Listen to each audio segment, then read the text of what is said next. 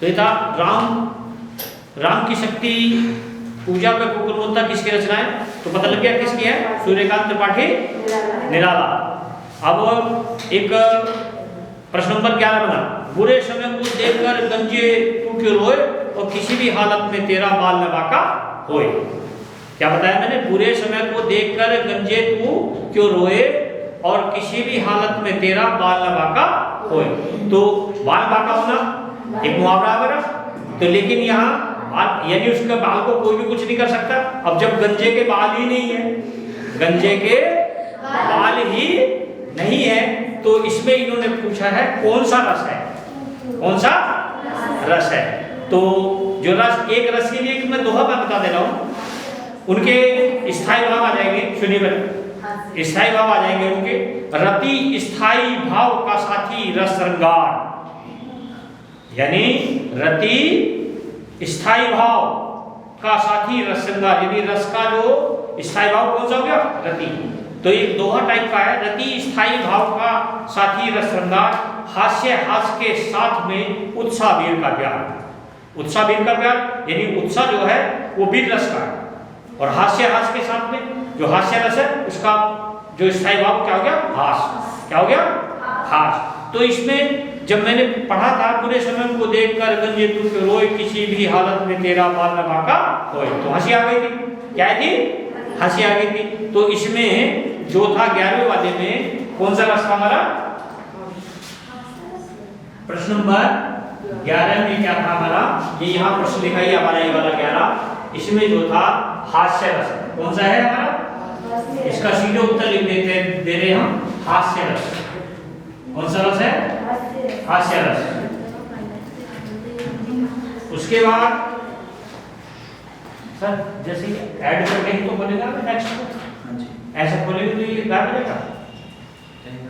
हाँ नया पेज आएगा, ऐड कर दीजिए, बस ऐड कर दीजिए। इसको लेना वो कर देना, सब नहीं आता बता दे,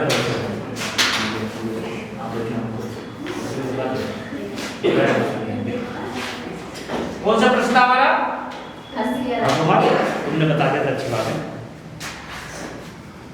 तो ये था 11वां प्रश्न। उसके बाद आया हमारा 12वां प्रश्न, प्रश्न नंबर 12, उस काल मारे क्रोध के तन कांपने उनका लगा, मानो हवा के वेग से सोता हुआ सागर जगा।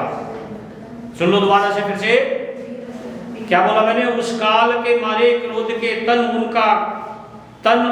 कांपने उनका लगा, मानो हवा के वेग से सोता हुआ सागर जगा।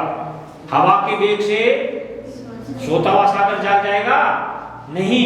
तो यहाँ इसका मतलब क्या है, यहाँ इन्होंने पूछा इसमें कौन सा अलंकार है, तो ये कौन सा, संभावना की गई। क्या की गई, संभावना कौन से अलंकार में की जाती है, जब उपमेय में उपमान की संभावना की जाए तो कौन सा अलंकार होता है, उत्प्रेक्षा। कौन सा अलंकार होता है, उत्प्रेक्षा। तो ये प्रश्न नंबर 12 का, प्रश्न नंबर 12, प्रश्न नंबर 12, इसको दोबारा से पढ़ दे रहा हूं मैं। क्या था, उस काल मारे क्रोध के तन कांपने उनका लगा, मानो हवा के वेग से सोता हुआ सागर जगा। तो जहां जनु जानो मनु मानो इव, सुना कभी ये लिखिए बाद में जरा देखिए, जनु जानो मनु मानो इव, ये सुना कभी, सर से मैडम से किसी सुना होगा, जनु जानो मनु मानो इव, जिसमें आता है, जिन में ये शब्द आते हैं जनु जानो या मनु मानो इव, तो वहां उत्प्रेक्षा अलंकार होता है। यानी ये उत्प्रेक्षा अलंकार की पहचान हो गई, जिसमें जनु जानो मनु मानो इव शब्द आए तो उसमें कौन सा अलंकार होता, उत्प्रेक्षा। तो यहाँ मानो शब्द आया, कौन सा आया यहाँ, मानो। तो कौन सा अलंकार है इसमें, उत्प्रेक्षा अलंकार। सी वाला जो खंड है इसमें कौन सा हो गया, इसका उत्तर हो गया उत्प्रेक्षा अलंकार।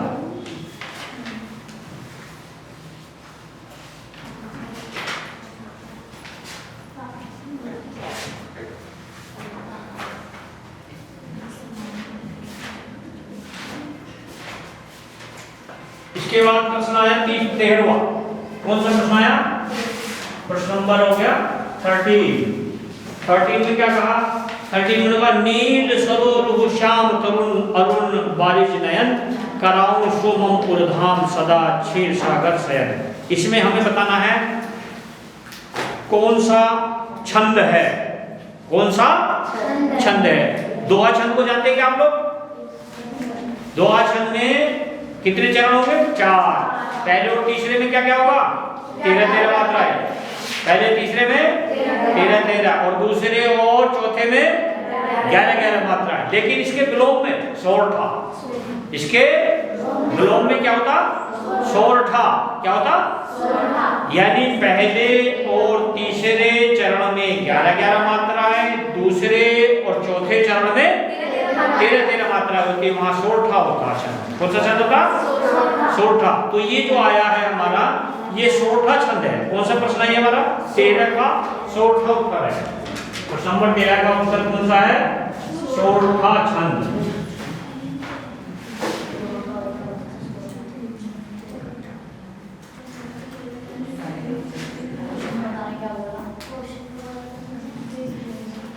सोरठा। तो ये तो दोहा सोरठे को तो जानते होंगे सभी लोग, हाँ? अब इसमें प्रश्न नंबर इसके बाद आया 14वां। कौन सा आया? 14वां। निम्नलिखित में किस शब्द में अनुपसर्ग का प्रयोग हुआ है? अनुशब्द। अनुशब्द उपसर्ग है हमारा। अनु शब्द जो है क्या आया? उपसर्ग। उपसर्ग जानते पहले लगता बाद में?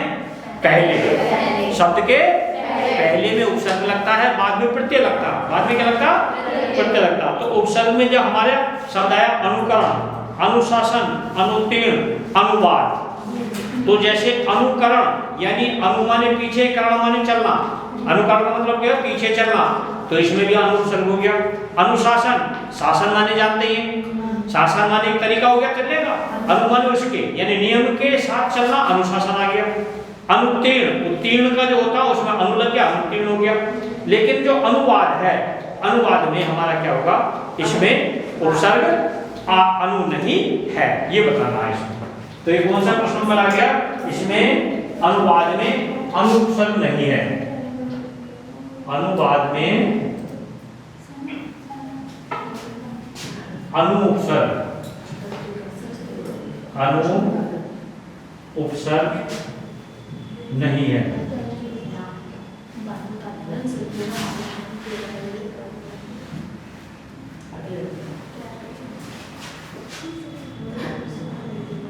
प्रश्न नंबर 15। प्रश्न नंबर 15 में क्या कहा? नीलकंठ त्रिनेत्र चतुर्भुज समस्पद के प्रयुक्त समास। नेक्स्ट ये इसके बाद बच्चों ये जो अभी जो समास का आगे जो प्रश्न आएंगे, अभी हम कौन सा नंबर कर रहे हैं? अभी हम कर रहे हैं 15 नंबर। 15 के बाद अभी इसके हमारे बहुविकल्पीय कितने प्रश्न थे? 20। कितने थे? 20। 20 में से अभी हम 14 बता पाए। 15वां जो उत्तर बताएंगे हम नेक्स्ट सेशन में बताएंगे अभी साथ के साथ। ठीक है।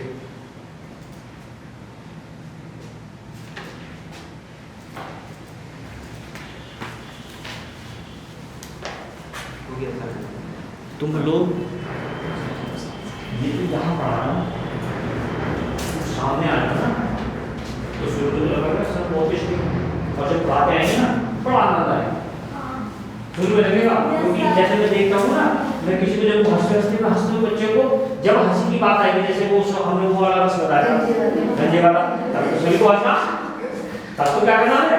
सभी को हंसना। और कोई भी मेरी क्लास में, बड़ी क्लास में पढ़ाई है, बड़ी क्लास में पढ़ाई है, लेकिन कोई भी क्लास में जो वो था मेरे बच्चे बोलते हैं हाँ आनंद बोला जी सर, लेने दूसरा हाँ